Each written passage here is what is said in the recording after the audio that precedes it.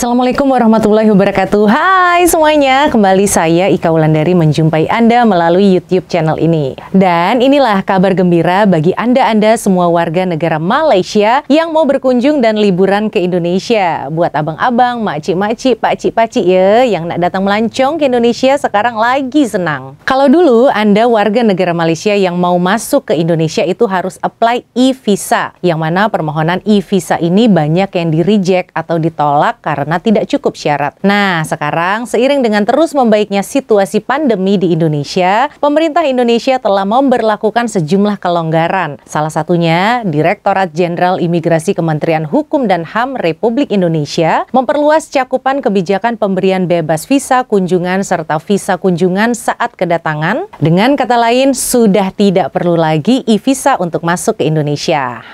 Senang kan? Jom datang ke Indonesia. Shopping di Indonesia best tahu. Jadi dengan kebijakan baru ini, orang-orang asing dari 9 negara ASEAN bisa masuk dengan bebas tanpa visa seperti dulu lagi, termasuklah dari Malaysia. Nah, kebijakan baru ini diatur dalam Surat Edaran Direktur Jenderal Imigrasi nomor 05490101 tanggal 5 April 2022 mengenai kemudahan keimigrasian dalam rangka mendukung pariwisata berkelanjutan pada masa pandemi Coronavirus Disease 2019.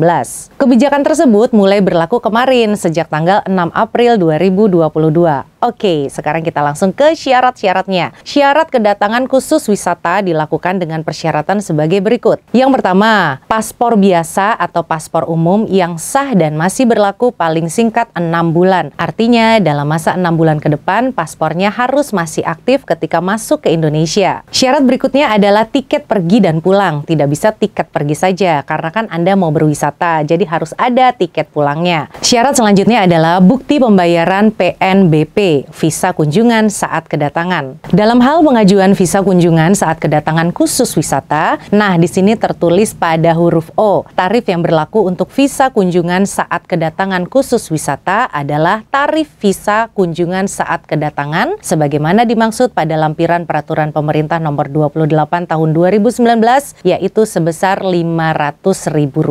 Tidak mahal ya, tapi ini kayaknya saya yang mau sedikit kritik nih, kenapa ya kalau bahasa-bahasa surat edaran ini muter banget sampai kadang-kadang tuh ini artinya apa sih gitu ya. Kemudian syarat berikutnya adalah bukti kepemilikan asuransi sesuai dengan ketetapan Satuan Tugas COVID-19. Nah, ini maksudnya travel insurance COVID-19 yang minimal cover sebesar $20.000.